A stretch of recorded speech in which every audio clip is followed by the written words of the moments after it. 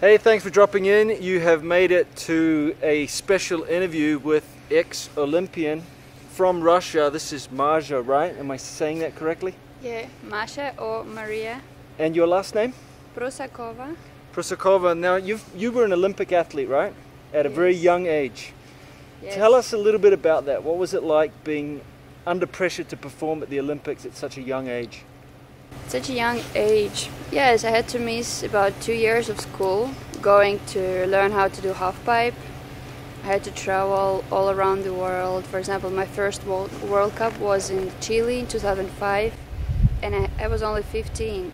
And I had to go there all the way from Moscow by myself, which was a big challenge to find my way around in Chile. I didn't speak any Spanish, and I flew there, 26-hour flight, and it was my first competition because I heard and the coaches told me, you might get to the Olympics, just do all the World Cups. So basically this trip was by myself. So I went there, I got like, not the last, but almost the last place. Yeah. On First this competition, though? Yeah, first competition ever, like abroad, and the World Cup, right, straight away. Then I had to do different Euro Cup, World Cups, and in order to go into the Olympics, it was the system in 2006. You have to be into the first 21 people on the World Cup and get 250 points. You have to go to the FIS World Cups. Once you do it, you are qualified for your country. It was in 2005, 2006. And I did some of the World Cups, and then I made it to Torino. We were two girls, me and the other girl from Siberia. And I was the youngest one of all the Russian team, 350 people, and I was maybe some Chinese girl was 15 and I was 16 on the games in Torino.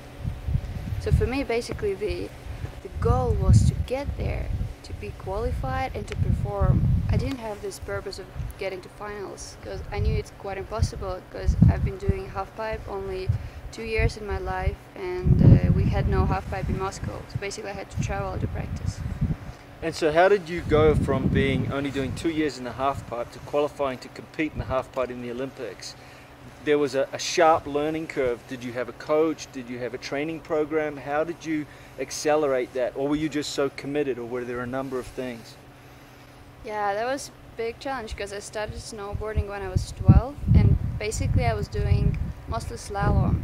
And my slalom coach, he wanted me to be like the champion of Russia, then the champion of Europe in slalom, because I was doing really well. And I was #1 in slalom. But then there were Olympics in 2 years, and my coach told me, hey Maria, why don't you try halfpipe? Because in slalom you have no chances to go to the games. You have so many Russian girls who are really good. So I just tried halfpipe. I was doing good. Like I could go all the way to the edges. And then I got this coach who was 20 years old, and she was from Siberia. So how important was it that you had a coach to basically look after you, look after the management, help with the sponsorship, probably, hopefully make sure you're getting enough food so you get energy to continue to train? I mean, was that a big part of having someone there with you at that age?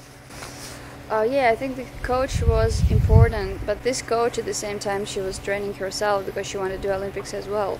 So basically it was my coach and my competitor at the same time. So you actually pushing each other up. She was a bit better than me because she was older and more experienced, and she was pushing me. We went to Austria to perform on the World Cups, and we had 2 of them, and there were 3 Russian girls. So it was me, the girl named Svetlana from Novosibirsk, and my coach named Tanya. There were only 2 girls who can perform on the World Cup, and we were 3.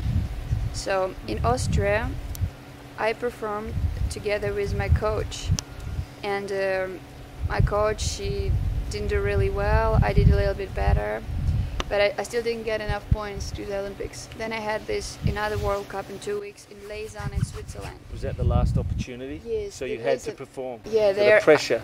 Lots of pressure, and there I was with this girl from Novosibirsk, and my coach couldn't perform because only 2 people can.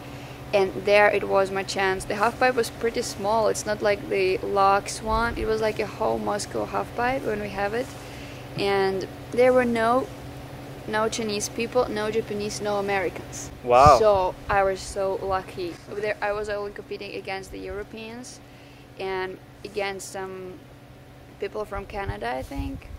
So we were there about 25, 30 girls, and I got 11th place, which was like so high for me. That's great, Yeah, though, right? I got it, and I was so happy.